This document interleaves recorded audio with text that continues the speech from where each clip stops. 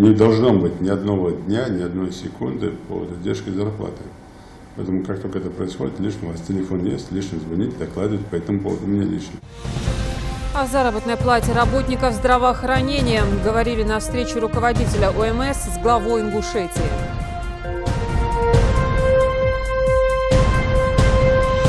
Это моя жизнь, это мой хлеб, это мой... я получаю от этого удовольствие. Дослужился до академика РАН. Профессор Ахмед Матеев вышел на новую ступень научной деятельности.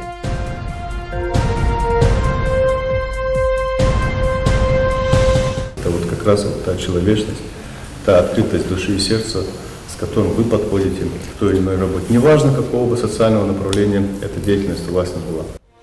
Какая помощь необходима тем, кто профессионально помогает другим? Расскажем о встрече с руководителями благотворительных организаций.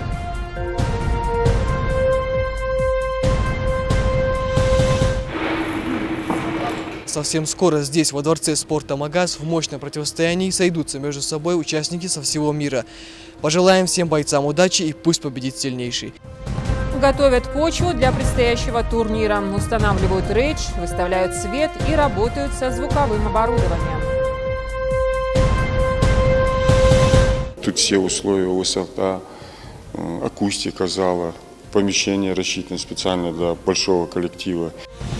В общем, простор для хореографии и полет для вдохновения. Ансамбль «Ингушетия» скоро переедет в новый молодежный культурно-досуговый центр.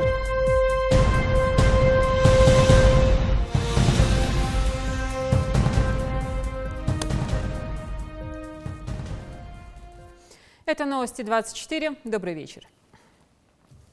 В целях исполнения майского указа президента страны в части достижения целевых показателей по средней заработной плате работников здравоохранения в Ингушетии установлен 100% результат. Об этом Юнусбеку Евкурову в ходе рабочей встречи доложил руководитель территориального фонда ОМС Хусен Зязиков. Он уточнил, что работа, проведенная фондом, позволила не только установить 100% выполнение целевых показателей, но и немного их превысить. Он также сообщил, что Республиканский онкологический диспансер, перинатальный центр и Республиканская детская больница включены в систему обязательного медицинского страхования. По итогам совещания глава региона дал ряд поручений и акцентировал внимание на необходимости проведения разъяснительной работы в средствах массовой информации. В этом году ввели в систему обязательного медицинского страхования 3 крупных объекта: Республиканский онкологический диспансер, перинатальный центр и детская республиканская больница.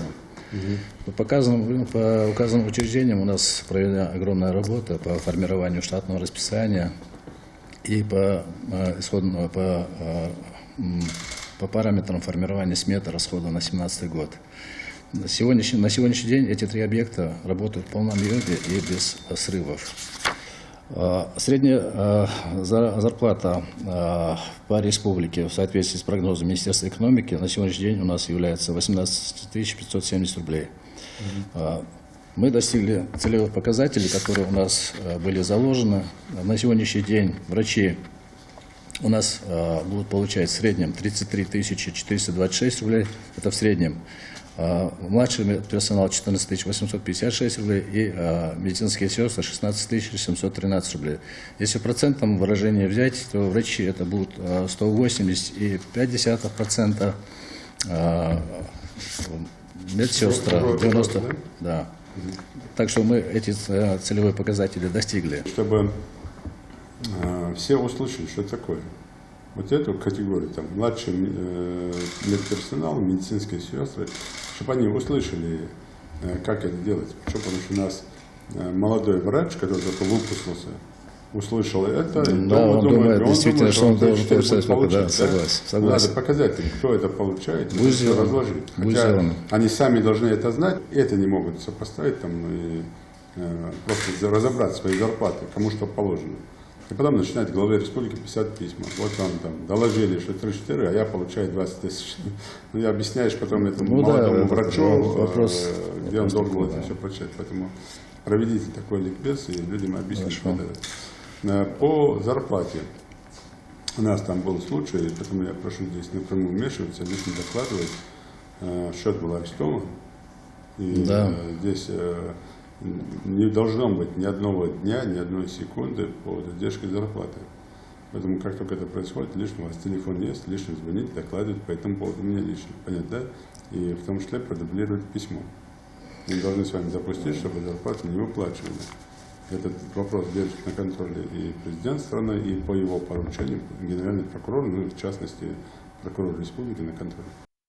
Народные избранники республики встречали сегодня делегацию парламента Дагестана во главе с председателем Хизри Шихсаидовым. Цель визита – подписание соглашения между сторонами на дальнейшем сотрудничестве. Пребывание в регионе для гостей началось со знакомства с достопримечательностями Ингушетии. Делегация первым делом посетила памятник благодарности жителям Ингушетии, оказавшим беженцам из пригородного района, открытый к 25-летию событий осени 1992 года. В республике гости проведут 2 дня, в течение которых делегацию ждет обзор экскурсия по самым ярким и запоминающимся местам Джейракско-Асинского природного музея-заповедника. Они посетят древнейший храм Тхаба-Ерды, башенный комплекс Вовнушки, всесезонный горнолыжный курорт Арамхи. Во второй день запланировано главное событие в рамках визита – подписание соглашения о сотрудничестве, приоритетными направлениями которого станут совершенствование регионального законотворческого процесса, развитие молодежного парламентаризма и не только. Мы будем подписывать соглашение о дальнейшем сотрудничестве между парламентами Ингушетии и Дагестана. Мы хотим развивать эти отношения, потому что у нас много общего и в истории, и по другим направлениям в экономике. Многое делается в республике. Я думаю, что есть что у вас перенимать. Мы тоже можем рассказать о тех достижениях, которые мы имеем. Но самое важное, чтобы ингушский народ почувствовал поддержку и теплоту от нас, от дагестанских народов. Потому что мы питаем особые отношения, в том числе и к руководству республики. Мы очень рады сегодня нашим братьям, дагестанцам. Они к нам приехали. Мы любим гостей, умеем их встречать. И знакомительную нашу поездку хотели все-таки начать с гор. Горцы приехали горцы. Хотим все это показать через наши горы, через культуру, древнюю культуру ингушского народа, чтобы они увидели, в каких условиях жили мы в свое время, я имею в виду в целом горцы. И завтра у нас будет основное такое официальное протокольное мероприятие, это подписание соглашения между законодательными органами власти. 136 объектов построено в регионе по федеральной целевой программе социально-экономического развития Ингушетии. Только в Карабулаке открылись завод по производству сборно-монолитного бетона, завод полимерных труб, картонажная фабрика. Если говорить в целом о преобразовании, то нельзя не учесть реконструкцию системы водоснабжения и ряд игровых площадок, построенных по линии Роснефти. Обо всем этом подробно расскажет Рина Цичуева. В рамках реализации федеральной целевой программы в Карабулаке построено и введено в эксплуатацию множество социально значимых объектов, которые позволили создать в городе более 400 рабочих мест. Объекты в Карабулаке построены на общую сумму 1 миллиард 456 миллионов рублей. В 2015 году здесь запущен завод полимерных труб, который уже успел зарекомендовать себя на производственном рынке. Более 70% продукции, которую изготавливают на предприятии, доставляется в «Газпром», что уже говорит о хороших показателях. Особая технология и надежные поставщики – секрет перспективной работы завода. Материал мы покупаем в Казани, сырье. И из вот этого сырья, из вот этой полиэтиленовой крошки мы получаем трубу. Помимо прочего, завод играет большую роль в вопросе импортозамещения и насыщению потребительского рынка продукции отечественного производства. Предприятие в силах покрыть потребительские запросы не только всей республики. Общая стоимость инвестпроекта – 520 миллионов. Благодаря ему в Карабулаке появилось более 700 рабочих мест. Эту цифру здесь планируют увеличить с расширением производства. Производимая продукция – это у нас трубы от 16 диаметра до 630 диаметра. То есть от 16 до 630 весь спектр диаметра труб. Также это разное атмосферное давление в этих трубах. За прошлый год было произведено порядка 8 тысяч тонн продукции. Это переработанного сырья в продукцию, в трубу. В этом году вот еще осталось, месяц-полтора осталось. Планируем показатель увеличить. Мы уже идем к этому. Еще одно предприятие, построенное в рамках федеральной целевой программы, завод по производству сборной монолитного бетона. Производственная мощность объекта впечатляет – 50 тысяч кубометров в год. Предприятие позволило обеспечить местных жителей рабочими местами. Их здесь более 100. Современные бетоносмесительные установки, каждая из которых в течение 3 минут готовит 1 кубометр бетона, позволяет выпускать качественную продукцию, которая, кстати, очень востребована в Ингушетии. Здесь изготавливают плиты, перекрытия, сваи, бордюры, лестничные марши и многое другое. Продукция у нас разная. У нас бетонные плиты, кольца и бетонные блоки. Плит мы можем сделать 4 дорожки в сутки, это в среднем около 60 плит. Также в рамках федеральной целевой программы в городе открылась и картонажная фабрика. Производство позволяет изготовить упаковки из картона различных видов. Проект был необходим не только городу, но и всей республике. В Ингушетии много предприятий, которым необходимы упаковки. Тем более здесь приемлемая цена и качественная продукция. Мы можем паковать любую продукцию в пределах наших размеров оборудования. Это и 4-клапанные ящики универсальные, и сложная высечка. Любая продукция, которая пакуется в ящики и транспортируется в упаковке, это все можем и производить. То есть кондитерские изделия, консервация, овощные изделия. Все это можно паковать в нашу продукцию. Помимо предприятий, которые введены в эксплуатацию, в городе также реконструировали и систему водоснабжения. Порядка 19 километров новых сетей, где-то 46 километров в реконструкцию сделали сетей. Это было очень важное направление для города. Новый район, полностью новые сети проложили. Также было проложено 78 километров газовых сетей, что явилось тоже большим подспорьем для города. Вы знаете, местный бюджет никогда не смог бы закрыть такие вопросы. По линии Роснефти в многоквартирных домах построено несколько игровых детских площадок. Всего в рамках реализации федеральной целевой программы в Ингушетии на выделенные из федерального бюджета средства построено 136 объектов и создано около 7 тысяч рабочих мест. Лина Цычуева, Адам Далаков, Новости 24. В приемную главы правительства продолжают поступать обращения от жителей Ингушетии. Каждый из них надеется на оперативное решение наболевшего вопроса. Посодействовать в поиске работы, помочь приобрести инвалидное кресло для больного ребенка. Некоторым просто необходимо тепло, в прямом смысле. В доме холодно. Сегодня расскажем, как помогли семьям Мацеевых из Насыркорта и Баркинхоевым из Малгобека. Репортаж Жаридат Халухоевой. Находясь большую часть времени в маленькой и уже тесной для него кроватке, 7-летний Абдулрахим каждый день борется за свою жизнь. Все началось 7 лет назад. Тяжелые роды. Врачи долго не решались сделать кесарево сечение. У мальчика развилась внутриутробная асфиксия, ишемический инсульт, что и повлекло за собой развитие ДЦП. Он сейчас в эпистатусе. Как только мы снимаем кислород, у него серийные судороги, один за другим. И все, чем дальше, тем затяжные приступы, они все дольше и дольше длятся. Обычная жизнь обычного ребенка со всеми детскими развлечениями и озорными играми. Для Абдулрахима это только мечта. Единственная радость для него – это редкие прогулки на свежем воздухе. Но так как мальчик совсем не может сидеть, а обычные коляски не обеспечивают должной анатомической опоры, то и в этом приходится себя ограничивать. Нужно специальное кресло. Но для семьи Мацеевых это слишком дорогое удовольствие. Поэтому Залина обратилась через уполномоченную по правам человека, которая и отправила обращение к главе республики с просьбой помочь приобрести для Абдулрахима коляску. Я с коляской и аппарат, и жизненно необходимый аппарат.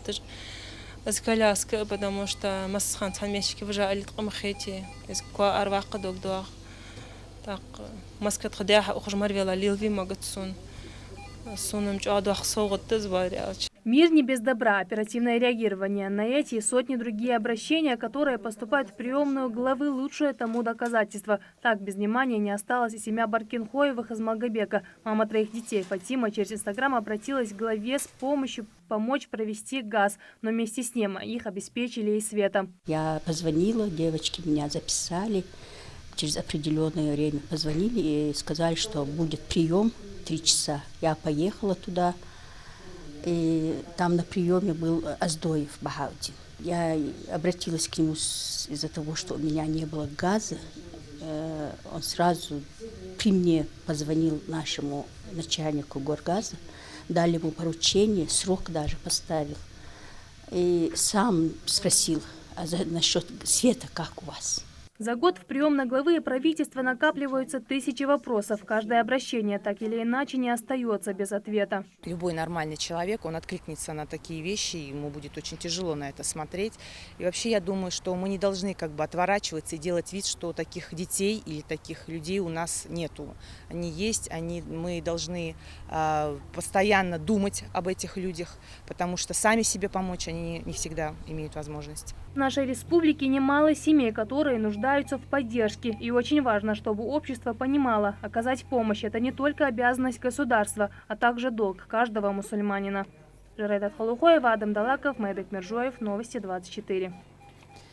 Тарифы на ЖКХ в России с января по октябрь выросли. Россиянам пришлось платить за коммунальные услуги на 4,5% больше с января по октябрь текущего года. Такие данные привела Федеральная служба государственной статистики. Подводила итоги за 10 месяцев. Меньше всего подорожало отопление. Рост составил всего 3,8%. Наибольший рост отмечен в водоотведении. Канализация – почти 7%.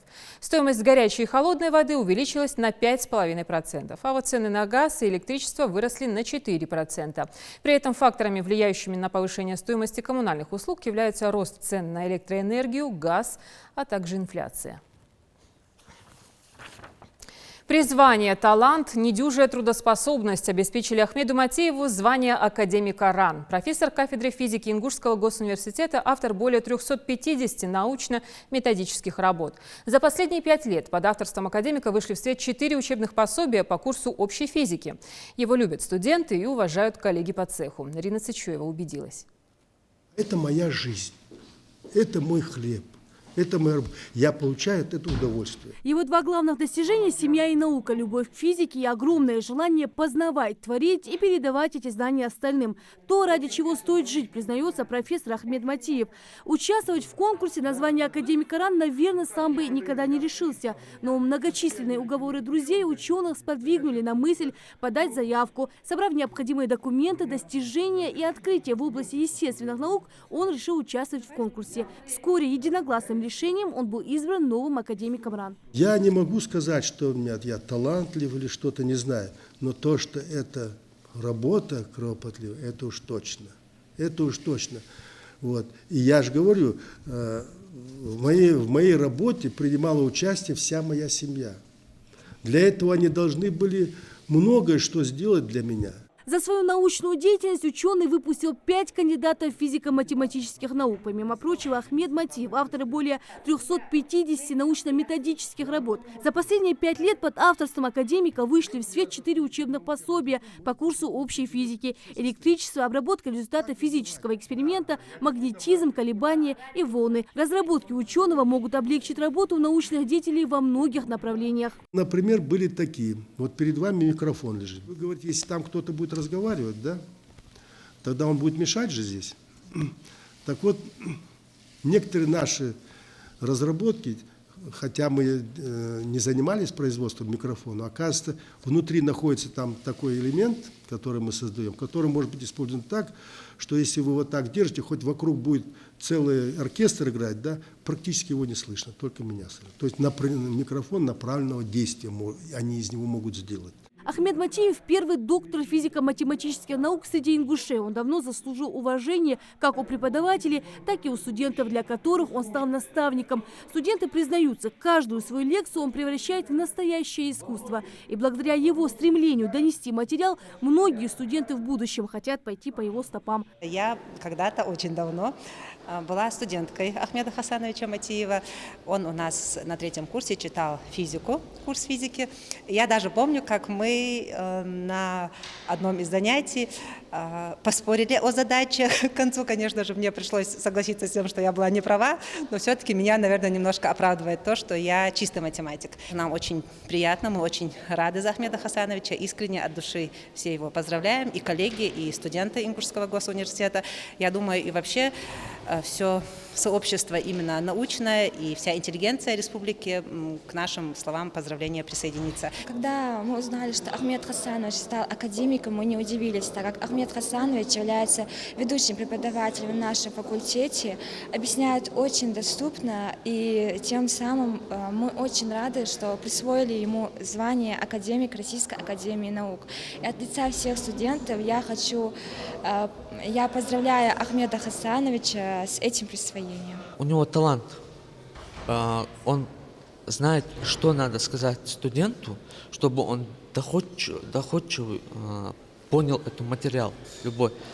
Я искренне рад за этого человека, что он поднял хотя бы чуть-чуть нашу Ингушетию на новый уровень. Звание академика РАН для ученого Ахмеда Матиева еще одна новая ступень познания. На достигнутом он останавливаться не собирается. Ученый мечтает открыть лабораторию здесь, в университете, и внести свой пассивный вклад в дело повышения качества образования в республике. Рина Сычуева, Рахман Суров. Новости 24. В начале декабря в Ингушетии пройдет круглый стол, за которым соберутся представители благотворительных организаций, регионов Северо-Кавказского федерального округа и других субъектов страны. Участники намерены обсудить наболевшие вопросы и проблемы, с которыми чаще всего они сталкиваются в своем богоугодном деле.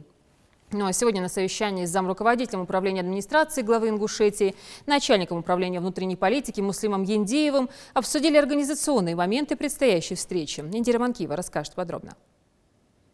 То, чем вы занимаетесь, это важное и богоугодное дело. С этих слов открывает встречу Муслим Ендеев. За одним столом руководители благотворительных организаций республики. В связи с наступлением месяца Мавлид Муслим Ендеев интересуется, какие акции готовят фонды. В каких форматах, как мы это будем освещать, какое участие здесь могут принимать главы муниципальных образований. Да? И есть ли у нас такие благотворительные акции, и чтобы мы объединили, может быть, какие-то возможности, какие-то планы и со стороны администрации главы, и на уровне глав муниципальных образований. Начальник управления по делам религии рассказал собравшимся о важности и значимости священного месяца. Каждый, у кого есть хоть малейшая возможность помочь, должен протянуть руку помощи нуждающимся, ведь награда за благие дела в такое благословенное время увеличивается во 100 крат.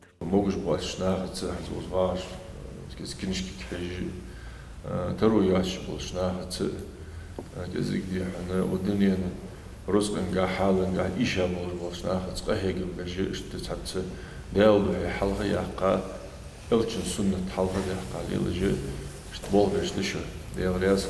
Также затронули тему предстоящего круглого стола, который пройдет в начале декабря. Представители благотворительных организаций регионов СКФО, да и других субъектов страны съедутся в Ингушетию, чтобы обсудить наболевшие вопросы и проблемы, с которыми чаще всего они сталкиваются. Основной акцент будет делаться на создании каких-то профессиональных сообществ. Потом они поделятся с нами опытом работы с бизнес-сообществом и вообще навыками фандрайзинга по работе с сотрудниками и будут делать акцент на противодействие мошенничеству в благотворительной сфере. Муслим Ендеев поинтересовался, какие вопросы войдут в повестку круглого стола, а также подчеркнул, что организация должна быть на высшем уровне. Затронули на встрече и вопрос необходимости обновить состав Координационного совета общественных организаций. Для того, чтобы иметь возможность официально встречаться раз в месяц с Координационным советом, да, составом Координационного совета, значит, предлагается создать вот этот совет. Там, конечно, нужны ваши предложения, ваше видение, кто туда может войти. Встречаться почаще и в такой вот непринужденной обстановке, обсуждать, а то и на месте, решать некоторые проблемы. А главное, необходимо взаимодействовать с властями на местах, отметил Муслим Ендеев. Руководитель благотворительных фондов он призвал не бросать свое дело и также от чистого сердца помогать нуждающимся и принимать активное участие в общественно-политической жизни региона. Это наш гражданский долг. Говорить и работать над этим. Тем более с вашим механизмом, с вашим инструментом, который у вас есть. Это вот как раз вот та человечность, та открытость души и сердца, с которым вы подходите к той или иной работе. Неважно, какого бы социального направления эта деятельность у вас не была. Неважно, с какими бы техническими проектами вы не связаны. Там тоже душа нужна. Там тоже вы занимаетесь этим, потому что вы любите свой народ, свое поколение, свое время. Все это звенья одной цепи, как говорится. На встрече озвучили и планы организации на будущее. Муслим Ендеев подчеркнул, что со своей стороны окажет всевозможную поддержку в их реализации. Индира Манкиева, Мэрибек Миржоев, Новости 24. От методов убеждения к мерам принуждения. Сельхозпредприятия Ингушетии могут лишиться техники за долги по лизингу. К числу злостных неплательщиков относятся ГУПы Малгобекская, Карабулакская, Серго, Орджоникидзе, Насыркорская, Алхасты, Джейрахская и ряд других хозяйств. Перечисленные предприятия имеют высокую урожайность и прибыль. На конец 2017 года после реструктуризации оплаты лизинговых платежей Ингторг лизинг составляет 41 миллионов рублей. Обсуждение проблем медиаотрасли и презентация наиболее интересных проектов в общеокружном сегменте. Такие задачи поставлены перед участниками 5-го международного форума средств массовой информации. Встреча представителей СМИ, власти, экспертного и делового сообщества, пресс-служб и блогеров пройдет в этом году в Ингушетии с 30 ноября по 1 декабря. Подробно о программе мероприятия рассказывает наш корреспондент. Ровно через неделю первый в регионе и 5-й по счету Северокавказский форум СМИ откроет площадки для участников. Регистрация на юбилейный форум уже завершена. Участие в нем примут более 500 журналистов. В его рамках пройдут пленарные заседания, мастер-классы, выступления спикеров, экспертные сессии и круглые столы. Такие как специфика освещения этноконфессиональной тематики в средствах массовой информации, социальные сети и медиа, мастер-классы, тренды телевизионной журналистики. Данные круглые столы и мастер-классы позволят как и нашим журналистам, так и всем журналистам Северо-Кавказского федерального округа повысить свое мастерство, познакомиться со своими коллегами. Также в рамках форума мы обмениваемся какой-то своей информацией, своими наработками. В рамках форума у нас будет проходить журналистский конкурс «Медиа Кавказ». Главные мероприятия форума будут проходить в здании научной библиотеки НГУ. На 2 этажах выделено 8 выставочных площадок. Оргкомитетом уже проведена жеребьевка, где какой регион Северного Кавказа разместит свои экспозиции. В этом году на суд жюри представлено более 350 работ в 16 номинациях. Посетят информплощадку ведущие специалисты СМИ федерального уровня, экспертных сообществ, общественники и правоохранители. Также планируется, что на форум приедут главы всех субъектов СКФО. Мы ожидаем журналистов с Украины, с Закавказья. Большое количество будет гостей с федеральных средств массовой информации. То есть нам, конечно же, надо постараться, чтобы выставить республику в достойном виде. Планируется, что в рамках форума будут подписаны соглашения регионов с Российской ассоциацией по связям с общественностью о создании Северокавказского отделения РАСА, а также с региональным общественным центром интернет-технологий об учреждении форума «Цифровой Кавказ». Особенностью данного форума станет тот факт, что его тематика – предстоящие выборы президента Российской Федерации. Во время проведения выборов именно от журналистов зависит, какая общественно-политическая обстановка будет царить в стране. И именно вот этот вот форум как раз-таки та самая площадка, где журналисты смогут выработать единый план действий. НТРК «Ингушетия» также в очередной раз примет участие в форуме. Работы представлены во всех 16 номинациях. Стоит также отметить, что корреспонденты нашего телеканала принимают активное участие и в других форумах и конкурсах СМИ в Северном Кавказе. И членами жюри их работы нередко оцениваются как лучшие. 5-й юбилейный форум СМИ проходит в регионе в рамках 25-летия республики. Открытие ожидается 30 ноября, а подведение итогов и закрытие пройдет 1 декабря. Индира Манкива, Рамзан Миржоев, Новости 24. Сегодня в Минаце Ингушетии награждали победителей республиканского конкурса на лучшую журналистскую работу по теме «Коррупция. Взгляд журналиста». Лучший телесюжет, радиосюжет, лучшая публикация в печатных и интернет-СМИ. Цель конкурса – совершенствование мер по профилактике правонарушений путем привлечения внимания средств массовой информации. Сегодня чествовали победителей лучших публикаций печатных СМИ. СМИ – это очень действенное оружие в борьбе с коррупцией. Здесь нужно давать больше полномочий, больше свободы СМИ в этом направлении, чтобы мы могли выявлять и бороться с коррупционными явлениями. Всего в конкурсе, объявленном региональным Миннацем, рассматривалось несколько десятков работ. В итоге в 3 номинациях определились 5 победителей. По словам Улана Ивлоева, тема непростая, и каждый из номинантов проявил максимально знаний и усилий в ее раскрытии. Эта работа, считаю, что необходима. Уверен, что именно вот такие номинации, освещение средств массовой информации, я думаю, в сфере противодействия коррупции это, значит, огромное подспорье, и без средств массовой информации, без тех работ, которые нам представляли, абсолютно невозможно противостоять данной, значит, коррупции. Море эмоций, багаж знаний и новые знакомства. С такими впечатлениями ученики Малгобекской 5-й школы вернулись из Пятигорска. Там завершился фестиваль под названием «Финансовая грамотность детей и молодежи. Опыт и перспективы развития». Наши ребята с успехом преодолели конкурсную программу и презентации проектов. По результату оказались самыми финансово грамотными среди всех участников СКФО. Лейла Гайсанова о победителях. Эти ребята не согласны с тем, что финансы – это всегда скучно и серо. Непонятные цифры и сложные расчеты – теперь их приоритет. Школьники тщательно готовились к фестивалю финансовой грамотности. Сейчас им не страшна даже пирамида МММ. К этому фестивалю нас подготовили наши любимые учителя Абукар Джибраилович, Мария Мошариповна. Нам все помогали. После уроков мы подходили к ним. Они выдавали нам материал, мы изучали. При подготовке к конкурсу учителя делали акцент на сильные стороны детей. Кто-то гуманитарий, а кто-то силен в математике. Мы готовили их по, значит, финансовой грамотности. Это в данном случае тесты проходили на самом сайте Финграм-тест, который у нас обучает этой финансовой грамотности.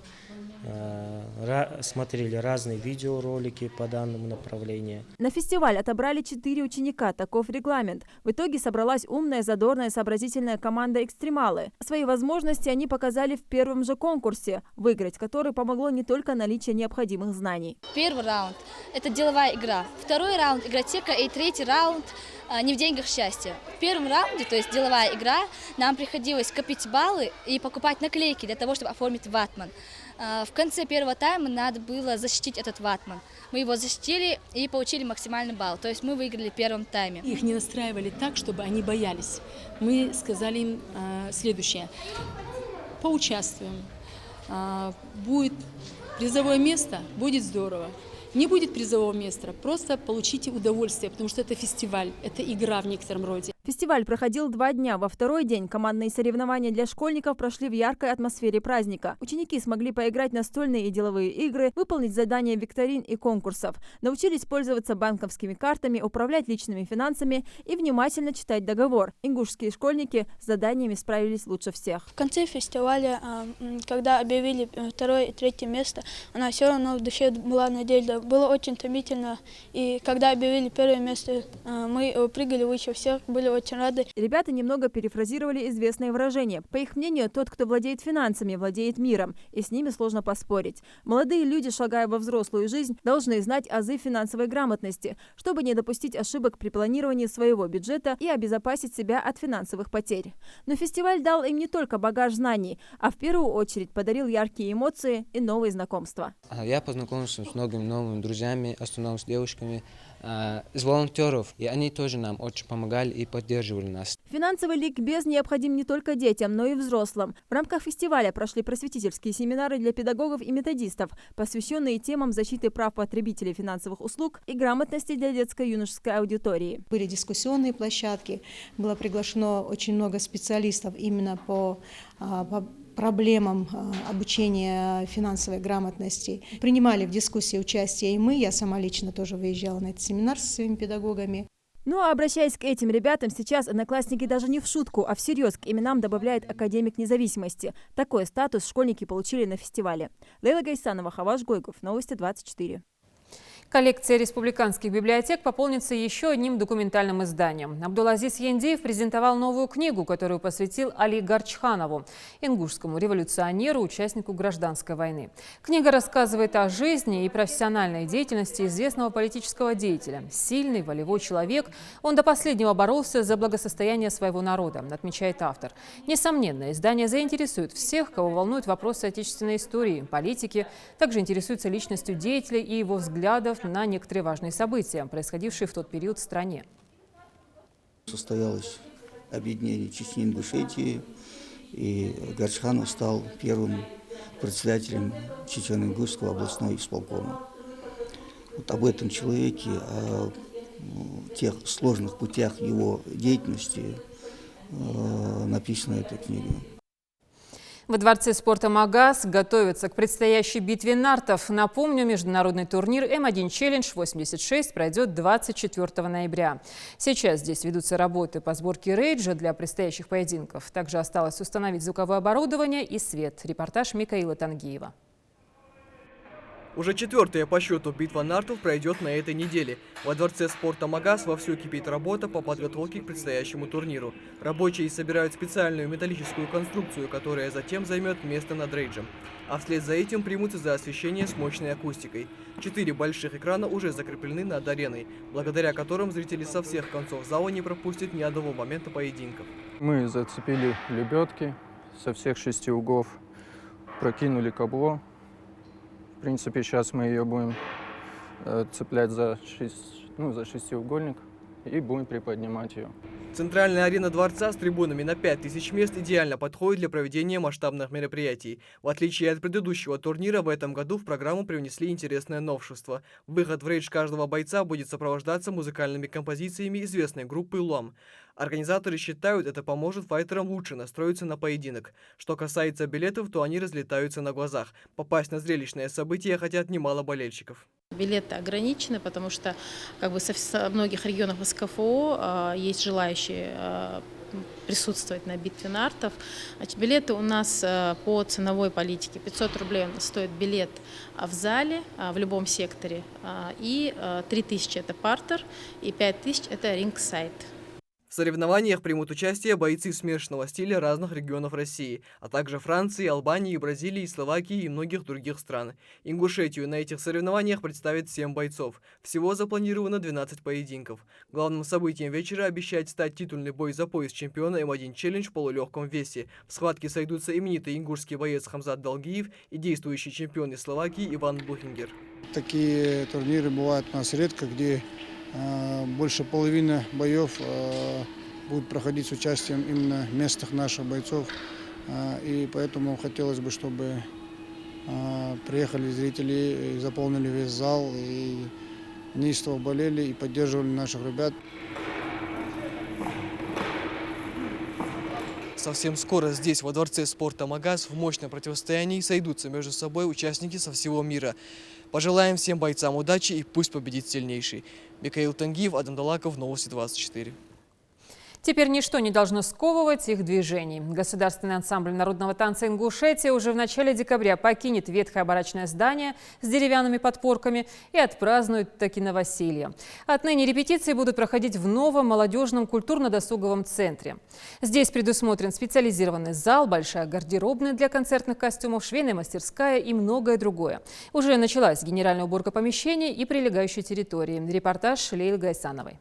На искусных танцоров смотришь с тем же чувством, что и на пылающий костер. Можно подражать танцу, но невозможно подражать полету. Взгляд девушек опущен вниз, а молодые люди серьезны, подтянуты, но при этом в каждом их движении чувствуется задорное настроение и готовность удивлять. Желание – это в первую очередь, а все остальное уже в процессе репетиции, в процессе постановки все входит. Техника, корпус, осанка, ну и музыкальный слух. Огромному желанию заниматься любимым делом, упорству и выносливости танцоров можно позавидовать. Без этого невозможно было бы достичь таких успехов и встать наравне с выдающимися ансамблями России. Сегодня творческая группа своего рода – визитная карточка нашей республики, один из ведущих танцевальных коллективов Северного Кавказа. На сцене он воплощает старинные горские традиции и обычаи. Каким трудом ковался коллектив, знают те, кто был с ним с самого начала. Условия, в которых артисты репетируют, не самые лучшие. Аварийное здание держится на импровизированных подпорках. Плюс ко всему, крыша протекает. У ансамбля же много планов и большие задачи. Очень скоро он сможет реализовать их в более комфортных условиях. Для коллектива возводится молодежный культурно-досуговый центр. Ансамблю «Ингушетия» выделены просторные помещения как для артистов, так и для административного персонала. Тут все условия, высота, акустика зала, помещение рассчитано специально для большого коллектива, зеркала, станки будут устанавливаться, здесь будет покрываться балетный пол, специализированное специальное покрытие для пола, здесь будет оркестр находиться. У национального ансамбля появится не только 2 просторных репетиционных зала, но и душевая, гримерная, а также швейная мастерская. Здесь будет женская половина находиться, мужская половина внизу будет находиться. то время, когда ансамбль работает над постановочным процессом, 2 зала необходимо. Одна часть группы учит определенно одни движения, комплекс движений, другая группа другие движения. Тут будут и трюкачи заниматься, здесь будет и студия наша заниматься, детская студия госансамбля Ингушетии. Для них тут предназначены и раздевалки, все условия здесь есть. Сдать в эксплуатацию новое здание власти Ингушетии намерены до конца месяца. Возведение трехэтажного центра было начато в октябре прошлого года. Темпы строительства работ ускорили и выполнены с опережением установленного графика. Сейчас остались лишь некоторые штрихи. Планировалось сдать объект в декабре, но мы думаем, что еще раньше сдадим. Единственное, у нас осталось завести сейчас инвентарь, мебель. В принципе, мы уже готовы. Наравне с залами здесь готовят и новую большую гардеробную. Это у нас будет костюмерный цех, долгожданный. У нас очень дорогие костюмы, дорогие инструменты находились в таком помещении, сырость, где они не должны находиться, где все портится. Вот тут в данное время вы увидите большое, хорошее помещение. У нас будут тут специальные вешалки на колесах, стеллажи будут, шкафчики будут индивидуальные для каждого исполнителя, и костюмы будут находиться в хорошем помещении. Культурно-досуговый центр будет включать в себя кинотеатр, актовый зал на 135 мест, тренажерный комплекс, а также художественные мастерские. Все условия для нашей молодежи. Однако больше всех открытия ждет, конечно, ансамбль «Ингушетия». Коллектив планирует создать в нем больше хореографических произведений, способствующих воспитанию молодежи, формированию высоких эстетических вкусов и сохранению культурного наследия Ингушетии. Лейла Гайсанова, Амина Бокова. Новости 24. Ну и в завершении расскажем о том, как американская инженерная компания Boston Dynamics научила своего робота делать сальто-мортале. Компания «Пионер» в создании механических роботов опубликовала видео с новыми возможностями своего творения – робота «Атласа». Перед тем, как сделать сальто, он прошел полосу препятствий, запрыгивая на платформу разной высоты. Ну и затем совершил свой удивительный трюк, ставший феноменом для многих интернет-пользователей.